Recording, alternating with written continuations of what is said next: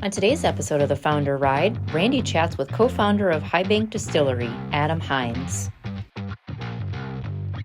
Welcome to another episode of the Founder Ride. I'm Randy Gerber, here with Adam Hines. Super excited to be here. I appreciate it. Thanks for having me. We were just talking about holiday weekends, and what's a guy do in the holiday weekend who's in the distillery business? Yeah, it was funny. I just messaged some friends. So we had about 80 or 90 people over to our house, and went to Costco, bought a bunch of beer, and I know a guy that has a lot of whiskey myself, so I ended up with a lot of bottles of whiskey war at the house. But I texted all the buddies because I was reloading my fridge with beer because we had it all out in coolers and everything, and I think I ended up with more beer than I started with because everybody was bringing six packs and all that stuff. And then I went and looked at my whiskey collection. I did not end up with your whiskey. So it was quite depleted. I was saying, so it's on the verge of exhausted? Yeah, I mean, for what I brought out. Yeah. We didn't bring everything out. But. That's funny. Yeah. And I'm in the inverse stage of that where, I stack my fridge with beers, and my daughter, who's 24, and my boys who are 22 and 20 bring their buddies over, and everything, all the beer's gone, but they don't touch any of the hard liquor for some reason. Yeah, it's kind of fascinating. Not yet. So, all right, let's talk about your journey. How I read a little bit about it. Appreciate you giving me some information, but they want to hear it from you, not me. So, talk to me a little bit about how you got started and how you transitioned into doing what you do. Yeah, so I mean, for me, what brought me to Columbus in general was all the way back in 2003. I came down here for school, but attended Columbus College of Art and Design. Great school. It was really good. Originally came in as an illustrator just because I enjoyed drawing and that's what I wanted to do. Quickly though, switched over to advertising and graphic design. Really, in 2003, that's when the new MacBooks had just come out, and all the Adobe software. There was this battle between Freehand and Adobe Illustrator and all that stuff, and really kind of dove into the computer side of the things that I had never really been able to do before that. So enjoyed that. Graduated with advertising graphic design degree. Worked in the industry for 7 years. So I have to ask. So you came down. Where'd you come from? Canton, Ohio. Canton, Ohio. Yeah. What UCLA?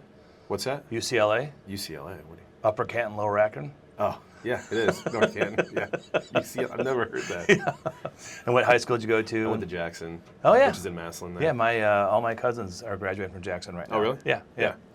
Interesting. So you were a tormented Browns fan, or okay, yeah. I am. Yeah, unfortunately. I put them on the shelf. Once they hired Deshaun Watson, I'm a dad of 3 girls, and I'm like, I will just shelf this fandom until he's off the team. Until he's off the team. And then we'll go back after that.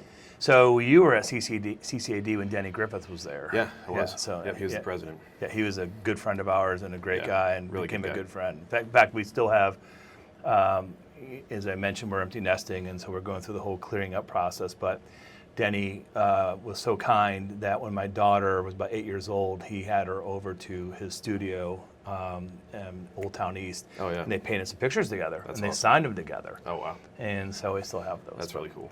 So anyway, so you went from CCAD, and who'd you go to work for from that point? Yeah, so I actually went and worked at my church for 6 years. Cool. But I was, the church that we still attend today, that I worked at though, was called Vineyard Columbus. It's up in Westerville. Yep. So when you hear that, most people here work at a church, they're like, oh, okay, that's cute. But it's a big church. He has about 8,000 people, on a weekend. We had a communications department. There's 2 graphic designers, a couple video people, different content creators, that sort of stuff. So it was a full-on, little mini, what is the word I'm looking for? Like in-house design department, essentially. And it probably had a lot of latitude because there wasn't, It was nice. Yeah, I came in as a graphic designer, left as the creative director, Yeah. and the person running the communications department there. We had 26 departments that we were working with. So they were our clients, right? Sure. So you're talking about all these different things that were going on within the community, within the church. It allowed me to wear a lot of different hats to see how the business was being ran, and really, really enjoyed my time there. I left there, went to a small company in Powell I'll leave Sure. nameless, but the hesitation gave me enough. yeah, and it was really nice people. It became very apparent very quickly. I was there for about 4 months, how they were running the business and the amount of hours that we were putting in. I'm like, I can do this myself. Got it. And so I left that and started my own thing. Okay. So Let's go back to the church for a second. So I got to imagine that, because this is a non-denominational church, right? Mm-hmm. So in politics, I don't want to use the word politics in a Trump type of sense, but rather it had to be hard to get for messaging purposes, because you have so many different constituents with so many different opinions, and there isn't necessarily right one, wrong one. How'd you manage that? Yeah, I mean, we had a pretty clear direction, you know, on where we were going as a church, and again, there's a lot of churches that, you know, really push into certain aspects, and I felt like our church does, and still to this day, you know, you address hard questions and you take a stance on different things, but at the same time, you know, we are all people, we are all broken. Yeah. There's nobody that's perfect out there. We're not going to respond to every situation perfectly. Especially, you know, the amount of different styles of people that I got to interact with while I was on staff there. I mean, so many different. Yeah, that's kind of my question. Yeah, racially, and everybody's a stakeholder. Yeah, I mean everybody. Yeah, right. Yeah. And you get criticized real quickly on how you're doing things because, you know, if they tithe at that church, they think they have a right to give their opinion on something, and you know, it is what it is. But I mean, I just had such a pleasant experience there, and the main reason why I even stopped working there was just because I saw so many people that they would eventually get burnout and then stop going to that church, and I loved going to that church so much. I hit that 5.5 year point. I was like, there's some things that are frustrating and nothing abnormal, but I'm like, I don't want to get to a point where I don't enjoy this place anymore. So I just felt like it was the time for me to. Very mature decision on your part, really, when you think about it. It was the right one. This is a completely arbitrary question, but is there anything that you've learned from that church experience that was unique that somehow still translates today to what you're doing? Yeah, the lack in business. Yeah, I mean, for me, there was zero fear in conflict in that church, because if you can't have an honest conversation with somebody about the situation that's going on, and we, you know, everybody was being pulled at all different ends. You're trying to be very astute with the budgets that you're given, and you know, making sure that you're following through with what you said. I mean, just the values of leadership that I was able to learn while I was there, and the examples of leadership. You know, again, nobody was perfect, but you did have people that were truly trying to walk with a moral character and lead people at the same time. And walking with a moral character and keeping people accountable and leading them is not always the easiest thing. Because sometimes it's a lot easier just to lie about something or push something on the rug and move on. But to show me, you know, to not be, you know, maybe afraid's the right term or not, but afraid of hard conversations. For me, it's like, that's where you start learning, that's where you grow. Like when those hard conversations that you're having with people, this is the time that we get to, okay, this is truth, this is honest. How do we go on? How do we move on from here, right? Like, what is the core issue that we're dealing with? Yes, it's the critical conversation. There's a book called that very topic. So important to learn, and I'll go so far to say to master as an entrepreneur, and I'll maybe even be more specific as a shareholder, as the shareholder. And I know we'll come talk about this in a little bit, but you had a partner at one point in time, and so I'm certain that those critical conversations, that skill set helped navigate that difficult process. So, for sure. All right, so let's go back to, you know, we started our own creative agency, creative firm. How do we get into the distillery business? Yeah, so I started my company called States of Design back in, that was 2012 is when I started it.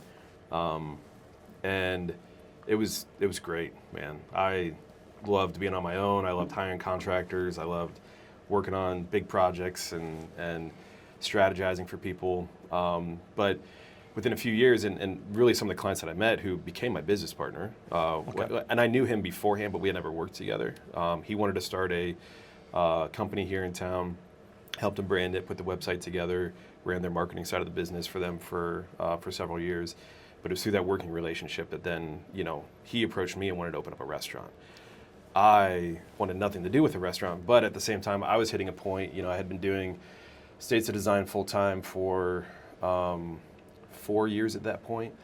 And it just, you know, it was this thing of like, okay, I can keep doing this. I am enjoying it, but I see this cap. Yeah. Like, it's all about how many hours can you put in and what can you bill back to the client. And that's okay. Like, I was making a great living doing that, but I'm definitely one that's like, okay, I kind of need something else that's more engaging. So I've always had this desire to create a brand that somebody can interact with. And so that's what I was doing with my clients. I was creating all these brands and seeing other people grow these brands. I was like, that's really cool. It's something I'd want to do that. So when he approached me to open up a restaurant, I said, thanks, but no thanks. I don't want to own a restaurant. But he was very persistent. I said, well, how I would do it is if we could attach it to a brewery or something like that, I would be interested. Because selfishly, for me, I wanted to design beer cans. Sure. I thought it'd be cool to design a beer brand, design cans against something that people were physically picking up and drinking and all that. And so during the business plan portion, we were a brewery originally. And then about 9 months into that process, there was a law that changed in the state of Ohio. It got passed in 2016, applied in 2017. Up until that point, you weren't allowed having a distillery attached to a restaurant. It was illegal. So it was a law that dated back to Prohibition. You could only serve 4 1/4 ounce pours. You couldn't put that into a cocktail. So you could serve 1 ounce of alcohol at a distillery and then have a bottle shop there. Well, that law was changing. They were making the brew pub, basically distillery pub styles that they have for breweries now. And so I approached, the partners at the time, and it's like, okay, I think we should shift our concept and do a distillery instead. They're like, well, do you know how to distill? I was like, I didn't know how to brew either. So I'm like, it doesn't matter. We'll figure that part out. Tomatoes, whatever, we'll get there. Yeah. For some reason, that part didn't worry about me. I wasn't worried about that part. So we shifted I convinced them to do a distillery instead. My dad's lived in Louisville, Kentucky for 20 years now.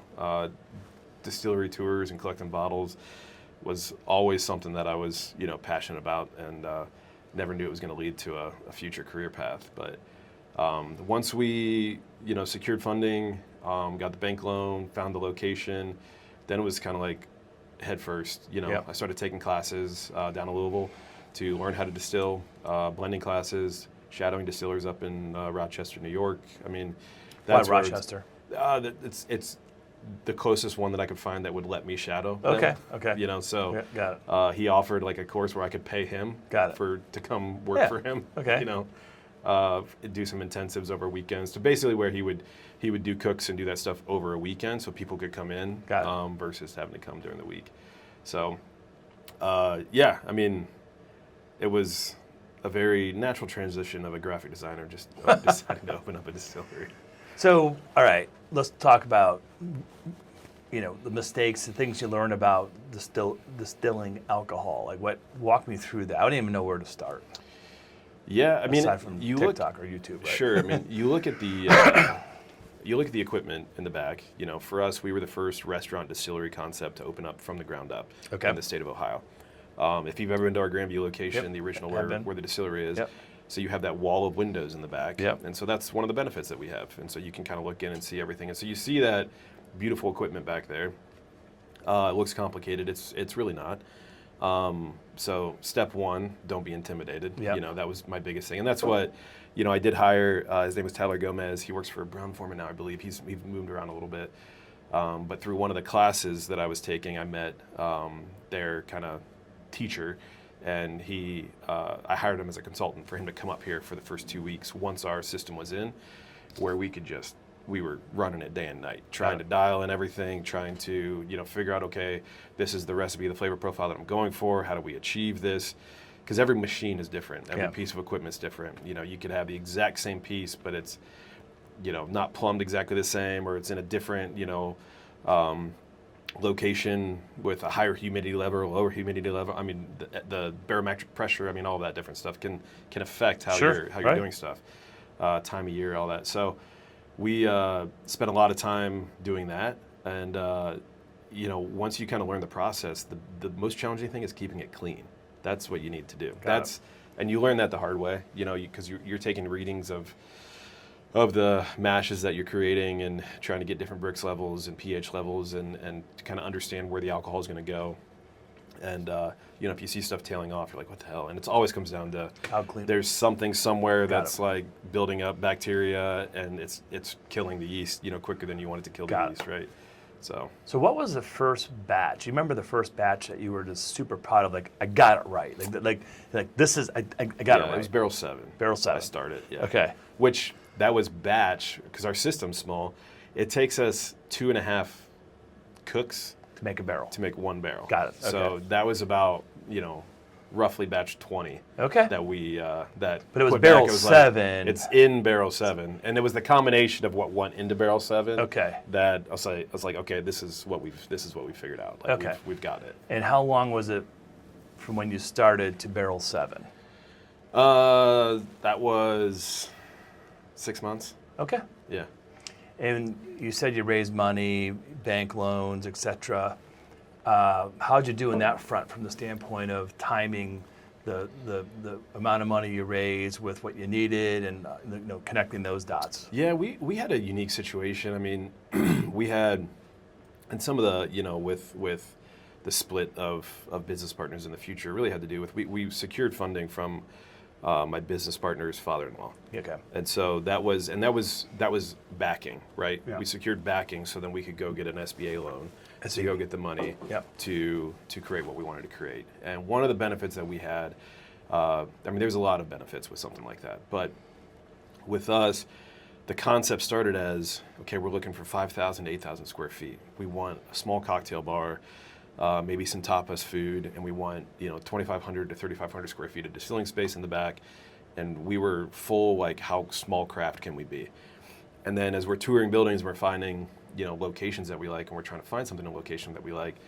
We found this building off of Goodale Boulevard, and it was 17,000 square feet, take it or leave it.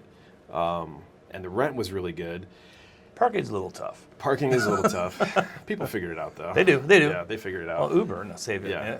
Yeah. But for us, it became this thing of like, okay, with where we thought we were going to launch the style, and because of the style of funding that we had too, we continued to evolve the business plan and had to continue to convince his father-in-law Bill that this was going to be a smart investment. He agreed, and so it went from this 5,000 square foot concept to 17,000 square foot concept. Went from a 50-seat, tapas restaurant to 230 seats, right?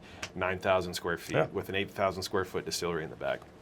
So it ballooned really quick, and ultimately all that was, it was awesome. It was Yeah, no, I agree. I we- love the concept, and Yeah. the food's terrific, and Yeah. I enjoy it. I don't know if we'd be here where we are today if we weren't forced kind of into that like Got it. large format it. aspect, because ultimately you get more people to experience your brand that way. Sure, and it's a great vibe, great energy, and the wall of windows makes part of the experience. Yeah. I think.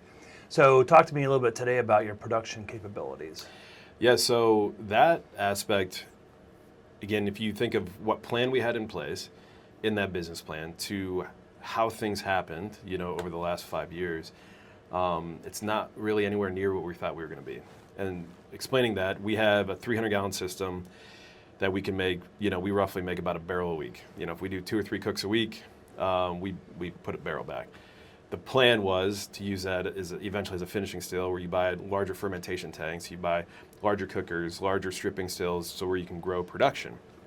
Well, back in 2021, really it was 2020, right after COVID, so any money that we had saved up, you go through COVID, Yeah. we spent a lot of the cash as we were trying to, we kept everybody, all of our salaried employees employed.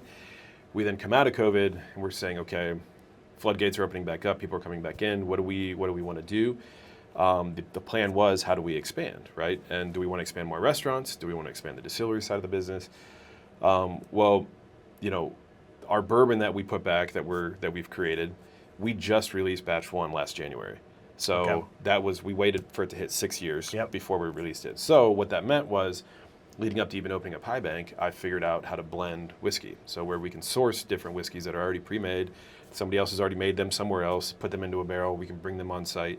And because we sourced 3 different mash bills, 3 different recipes, we can come in and blend those into our unique recipe that is Whiskey War. Well, what that is called an American blended whiskey. And at the San Francisco World Spirits Competition back in 2021, we decided to submit our whiskey to that competition for the first time, and it won Best Blended Whiskey in America. And the significance of that for us is it completely changed our business plan, where we were going to reinvest into more equipment, and you're talking a long-term investment. You're investing millions of dollars for 6 years later that you're going to have enough whiskey, and you're hoping that demand is going to grow. And 6 years is best case scenario. Yeah, correct. Right. And for us, we had this aspect where we won this award. Demand started to go like this, and because it was all stuff that we could find and source, Sure. we could just take that money, buy more whiskey, keep up with demand, and that really continued to help High Bank grow. I mean, we went then from, we won it in 2021, then we won it again in 2022. Oh. No brand had won it back to back in over like 5 years in any of the 50 categories that Wow. they had. And then we won it again in 2023. Oh, wow. And so that was like, we set some precedents. Legendary. Right. And so, our Whiskey War brand really has become what we've become known for. All still at the time produced out of that facility on Goodale. Correct. And everything still is. Everything still is, Yeah, we okay. still do everything. But since then, we've gone from 8,000 square feet in the back to about 25,000 square feet in the back. So the building that we're attached to next door, we took another 17,000 square feet next door. Added, originally we had a barrel aging facility in the back corner of our building that was maybe twice the size of this room. It fit about 100 barrels, and that was it. And then we added an 8,500 square foot barrel aging facility into that back corner. We can put about 2,500 to 3,000 barrels back there now. So let's connect the dot here, Yeah. because we started with how old your kids are, Uh-huh. and you went through 2021, 2022, 2023. You're winning these national awards. You're expanding your business, and your kids are little. Yeah. Walk me through that. How'd you navigate that whole part of your life? Yeah, man, it's what life's all about, right? I mean, for me, I have a 5-year-old, an 8-year-old. My 8-year-old was born like 2 months after we opened up our Goodale location. And my 5-year-old was born during COVID, which was like, a lot of fun. And my 10-year-old, was born in 2015. It was really when we started talking about the concept of, opening up something. For me, it's always come down to, where are the priorities in life. We are not perfect by any means. My wife is a huge supporter of me when it comes to time and the dedication that she has. I mean, she's basically had to sign up for, like, you're not going to work. Like, my wife's a teacher. Okay. And so this whole time as we're trying to create something else, Yeah. I don't have a steady paycheck, Right. that's coming in. I didn't officially stop doing my last client work for States of Design until 2022. I think was when I So you phased really- out my yep. my last client, Yep. to where I was feeling like, okay, High Bank can finally afford to pay me what I was making before, and we're good Right. to go. So it's always been this, like, burning the candle at both ends. But for me, it's all the schedule that we had. My wife worked. She kept the benefits so we could, Sure. keep the kids Yep. healthy and all Yep. that. But for me, I just didn't sleep. Yep. Like, that's just what it was. My schedule was, I would wake up at 4. I would do design work for, my clients from about 4 to 7 o'clock. Kids would wake up. My wife would leave for work around 8. I would drop the kids off at daycare around 9. I would head down to High Bank. I'd be down there from 9:30 until 4. And then be home when my wife was getting home with the kids, hang out, do all the family stuff from 4:30 to 8. Put the kids to bed. I'd go Right back at it. a lot of times drive back down to Grandview. Got it. And be back down to Grandview until that's from Westerville to Grandview. Driving 25 minutes down there. Be down there till 11, 12 o'clock. Come home, sleep 3-4 hours, Do it again. and then do it all over again. I mean, there was that 9-month period after we opened, and we joke about it. I call it my blackout period. I don't remember a lot of stuff from that time. It was just this constant grind of, what's next, what's next, what's next. Is your wife still teaching? She is. And where does she Yeah, teach? she's in Westerville. Oh, good. Yeah, What she's grade? 2nd grade. Oh, she's a saint. Yeah, dude. I couldn't do it. It's like we made it through the hardest part, and now she's like, well, kind of pointless for me not to work. Yeah, now. right. So she's like, I'm just gonna Right. keep working. But she loves teaching and is good at work. So I know a little bit about your business. I mean, not your business, but your industry. We have 15, 16 restaurateur clients and et cetera. And more so in the food business, and so you must have had some good people along the way to Absolutely. Yeah, I mean, because it's you don't operate a distillery restaurant concept Yeah. with that many square feet. Yeah. And I know you had a partner, but there's still, it's bigger than both you guys. Sure. And because you were, if I remember correctly, you were busy out of the gate, weren't Yeah. you? Like Yeah. that's always, with the exception of COVID, Sure. just been go, go, go, go, go. Yeah, we've had it's been it's been really good, and so much of it has to do with people. And there's a lot of things I'm sure you know this way better than I even know this. It's you find good people, you try to keep them. If they're not working out, you try to get rid of them as fast as you can. Fast as possible. Right? And so it's like you're not always going to make great hires, but you can make great fires. Yep. And so if you can, the quicker you can figure out if it's going to work or not, Yeah. the better it is for both of you. That's and right. again, it goes back to those honest conversations with Right. people, setting clear expectations of what you expect out of it, being honest with them through the process. Are they meeting it? Are they not meeting it? This is what I expect. Hey, it's not working. We need to part ways, right? Right. It's just going to be better for all of us if we do. And so if you can find those good people, and on the flip side, when I think about us, and there's happy things about it, and it sucks at the same time. We had this chef that was awesome. His name's Ben Gregg. But he quit this past June, because he started his own restaurant up in Plain City, the Clock Tower. And it's like, he told us all the way back in February that he's like, hey, I'm just letting you guys know I signed this lease. We used him as long as we could. Sure. He set us in a great spot to leave correctly, and we're all, trying to go to a soft opening and doing all this, because it's like, we're so excited for him, right? Yep. And so it's like, that's how you want people to leave. Right. You want people to leave that way, where it's like, it's almost like sending them off. It's like, great job, Right. Right. You can plan for it. You can help them. I mean, that's Right.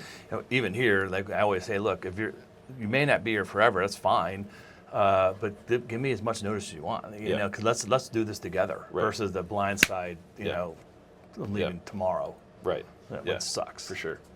Yeah.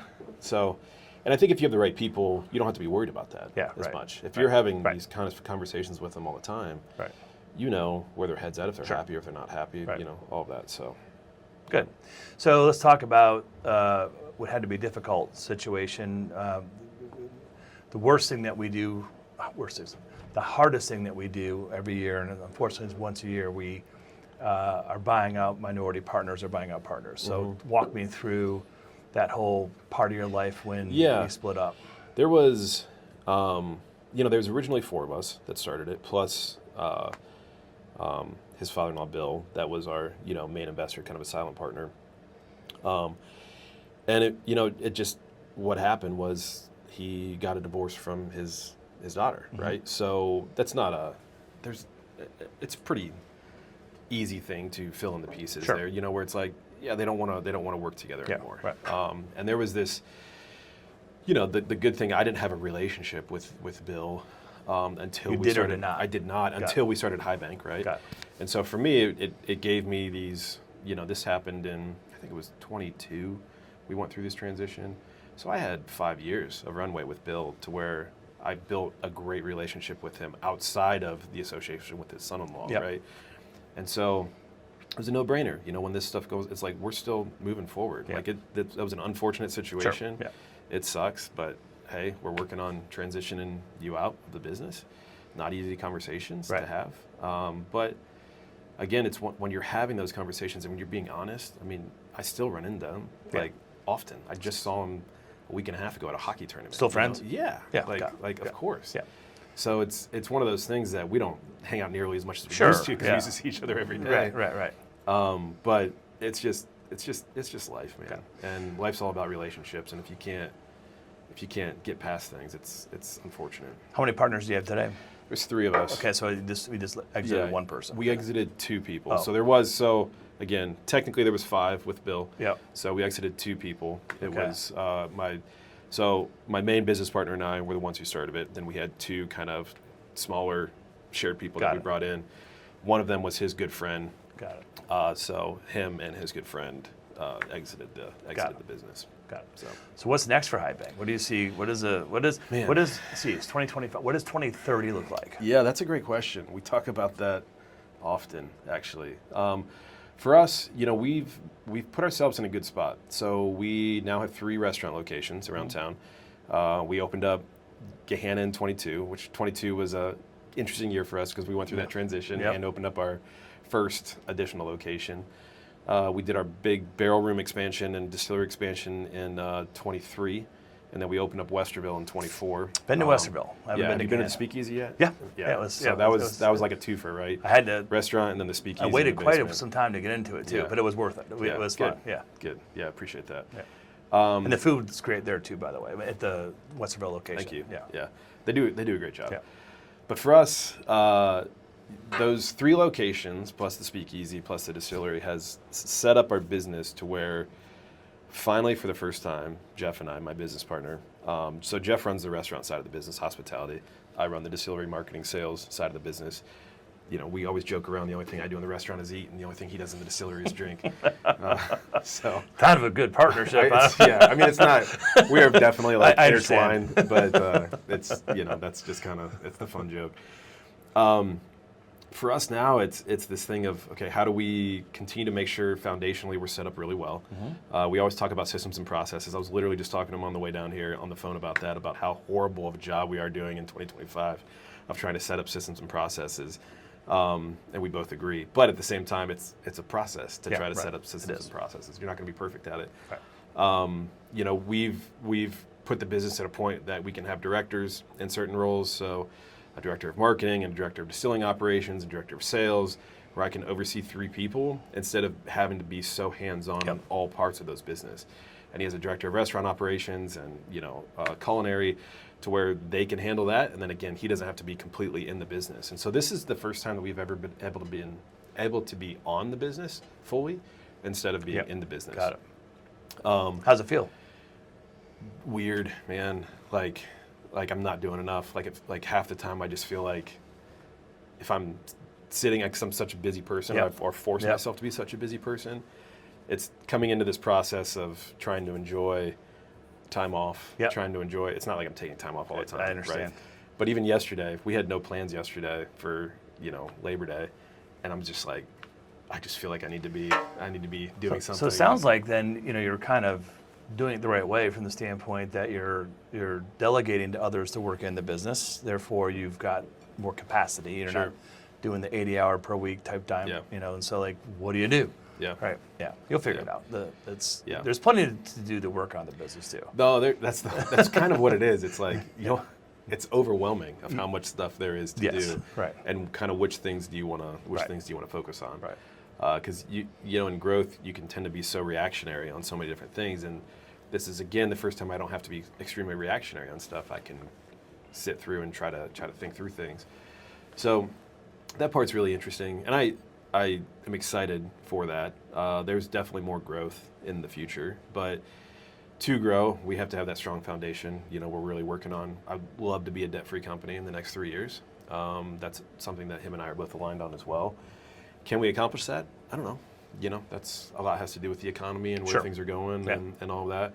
Because if you're not beholden to anything like that, the world is your oyster. Man. You can do a lot of different things. Yep. So no question about it. How is business? A lot of our restaurateur clients right now are frustrated. It's not as many people come to the front door, and tickets are strong, but they're not growing. Yeah, I would say we're at a similar thing.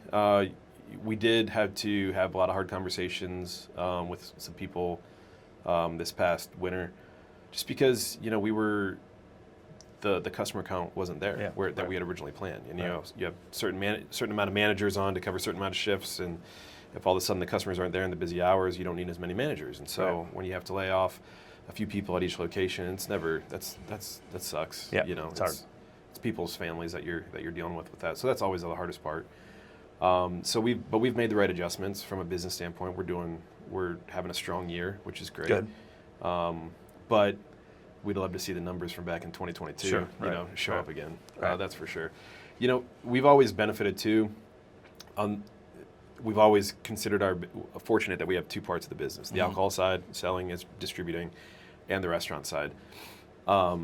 Thinking that like in COVID, where we couldn't have the restaurant, alcohol sales skyrocketed, right? And so you kind of had this other part of the business that could pick you up. This is definitely an interesting time because for us, we're in a unique spot because we haven't overextended ourselves. We're still in a strong position, but alcohol sales are also the lowest they've been in the industry in a lot of years, right? But the niche that we're in is because we're not, we haven't expanded everywhere yet. We can still grow by expansion, and there's this demand for our product. So it's kind of put us in this really nice sweet spot. Yeah, we definitely. I know the expansion of mocktail drinks and THC drinks, and less people are just being healthier. It's putting pressure on that industry altogether. And I'm kind of curious where I don't have a view on where it lands when it's all said and done. And even like the type of products that we have, we're not a shot product. We're not this high consumption, right? You're this product that, and what Whiskey War is something that you enjoy in moderation. You're not trying to blow through a $60 bottle, but it's also only $60, so you can buy it, and it's a nice bottle that you can have on your shelf. Where you're seeing a lot of the big brands that rely on like a Stoli or Grey Goose or Absolute or anything like that rely on so many volume sales through bars and restaurants. Man, they're struggling hard because nobody's going out and drinking like they used to right now. So you didn't say this, so I'm assuming you did not win the award in 2024 for Whiskey War. Second place. Second place. So how'd that feel when it's all said and done? I mean, right. three years. I know you can't win every year. Yeah. But there was definitely this who won? Why did they win? I think it was a company out of Georgia that got it. But I will say I am flying the team out to San Francisco in November because we're up for it again in 2025 here. Oh, good. Hopeful that we got it. Yeah. But we won't know until November. Is it always in San Francisco? The awards, like the choosing and all that stuff, is sometimes the party, like the ceremony. The year that we went out last time in 23, it was in Vegas. They held it. But this year it's back in San Francisco. So the first year we went out for it was in San Francisco. Got it. But they switched it back, which is good. So let's switch gears a little bit. Being an entrepreneur is hard, and it's also really lonely. And so my experience is that all the people around you that love you and care about you, and particularly in your situation, I started my business right out of college, so it was college friends, but you made that transition from being in your church, run your church community, to having your own creative agency, which was the beginning of entrepreneurism, and then to this. Like, how'd you get through that loneliness? What'd you do? Yeah, I mean, I think it's always been helpful that I've had business partners. Having a business partner, I don't know how I would do it by myself. I really don't. I've never even felt in starting my design firm. I never wanted to grow my design firm to a large design firm because I didn't want to do it all by myself, And so the aspect of having somebody to do it with was always the enticing thing for me, because one, it puts a little distress off of you. You aren't the only person that's responsible, for these people. Sure. You can, come up with ideas together and work towards it together and all that. So it's helpful to have my business partner. I mean, him and I, Jeff Ireland's his name, the friendship that we've built because we didn't know each other when we started this. Yeah. He is Bill's nephew. And so, got it. And it was, he came in as a guy that could do some accounting for us and some HR work, on the side, had another full-time job, was just, kind of watching the books for us, to all that transition went on, and quit everything else, put it to the side, and jumped right in and took over the restaurant business, right? Yeah. That transition, man, it was like we became brothers, through that. Right. And it could have went horrible, or could have went great. And right. it went great, right? So I feel very fortunate about that.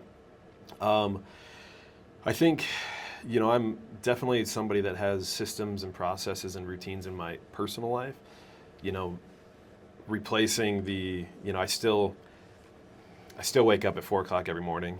I don't do it to work most of the time. Yeah. Actually, very rarely work at 4 o'clock in the morning anymore, which is great. But for me to get out and walk, or to have I have a workout group that I do in Westerville with some guys outside. It meets 3 days a week, rain or shine. Just get outside. That's awesome. And it can be 10 degrees out and it's snowing and we're still out there, doing awesome. something. It's those routines and forcing myself to interact with people, and people that don't necessarily care of you're running a business or Sure, you're right, talking about right. business. I think that's the hardest thing for me, was finding a community of people that didn't want something from me. Right. I go into any situation, and half the time I feel like a piece of meat as I'm going into a mix herb event with people, Sure. or, oh, you own High Bank. Oh, I do insurance. Hey, Yeah, right. we should get coffee sometime, and I right. can, give you a quote on this, Right. or, oh yeah, I do, a trucking. banker, right. Yeah, banker, finance. I do right, trucking. We right. can do all your shipment stuff. It's like I'm good right, Right, now. right, I just want to have a friendship and right. not give you any of my business. So. Did you, so I hear you loud and clear on partners, and obviously you have a important equity partner in Bill. Mm-hmm. Did you ever seek mentorship along the way outside of your universe of people at High Bank? Not up until recently. I have, do you know the Walthams equity? Sure. Yeah, I do. Yeah, so Patrick and I have become, Got it. and he's been a huge proponent, encouraging me try to reach out to like different groups Right. that you can kind of be involved with. And I have not fully taken him up on that offer at the moment of joining anything, because it's needed though. Yeah. For sure, especially if you want to keep, if Yeah. you want to keep growing. Yeah, and it's not only keep growing, I think, because I've been a part of Entrepreneurs Organization now for 25 years, which is scary and awesome at the same time. Yeah. It's also helpful as you navigate the parenting dynamics of growing a business and spouses, et cetera. My wife was part of a forum and entrepreneurs organization for the better part of 7 years, and the friendship she made, we literally just bumped into one of the women that she hasn't seen in quite some time. Like they connected right back as if it was yesterday, And so it's, in my experience, the peer-to-peer. I mean, there's all sorts of ways to do it. I think mentors are great. There's peer-to-peer environments. You can do Vistage, which is a pay-to-play type dynamic as well. And they're none's the best, and they're all different, right? Yeah. But I think it's an important part. And I agree with you. Having a safe place to go with your friends where you're not worrying about business. Yeah. And just you can Sure. talk about why the Browns still suck and should North Carolina won last night or not.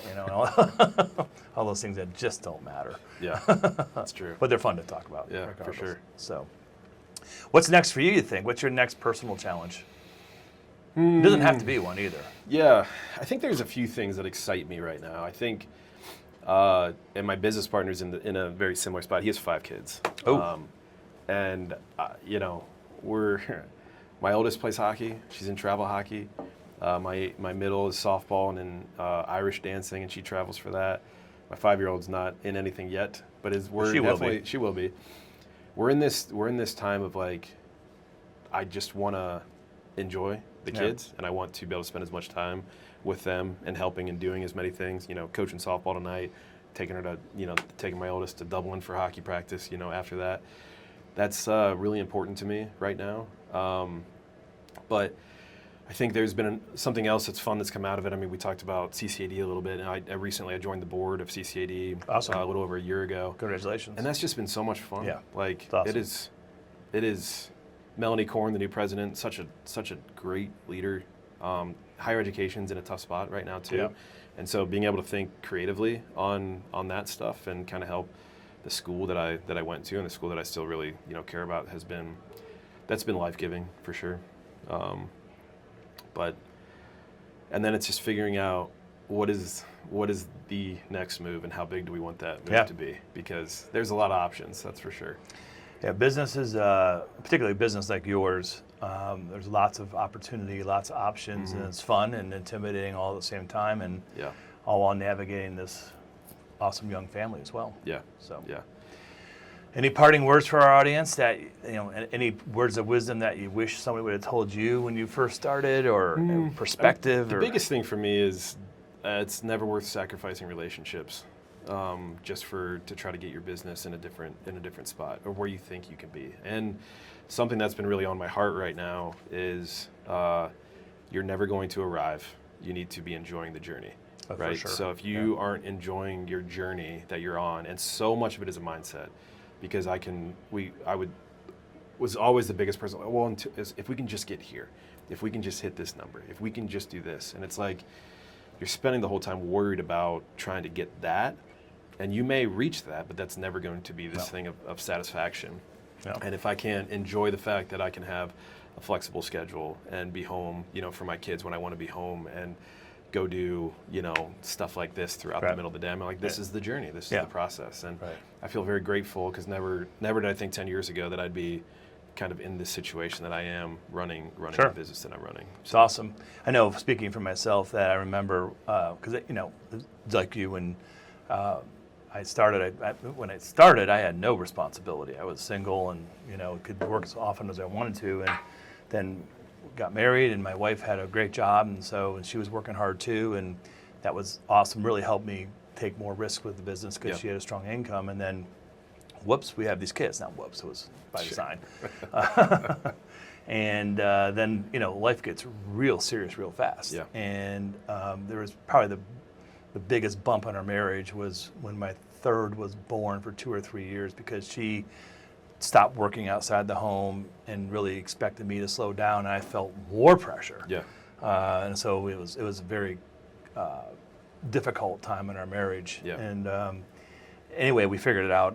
Well, yes, we figured it out. Sure. And when my daughter got to high school, she was into sports but not totally into it, so she wasn't a huge extracurricular time commitment, but my boys became. And so I made the decision, I won't say to stall the growth of the business, but to really be very present for all of their athletic activities. And now that they're all done with it, I'm right back at it again, which was a really cool journey, though. It was fun that I had the flexibility to do what I wanted to do, and I loved every minute of it, and the business is still here, and nothing happened. Yeah. And now it's really fun to re-engage in a different way. Plus the pause. I appreciate you saying that. That's really good. It was good. So, well, thank you for coming out here today. I appreciate it. Thank you for listening to another episode of the Founder Ride, and remember to subscribe and tell your friends. And whatever. We're building something special in Columbus for entrepreneurs. To learn more, please visit www.founderfarm.com.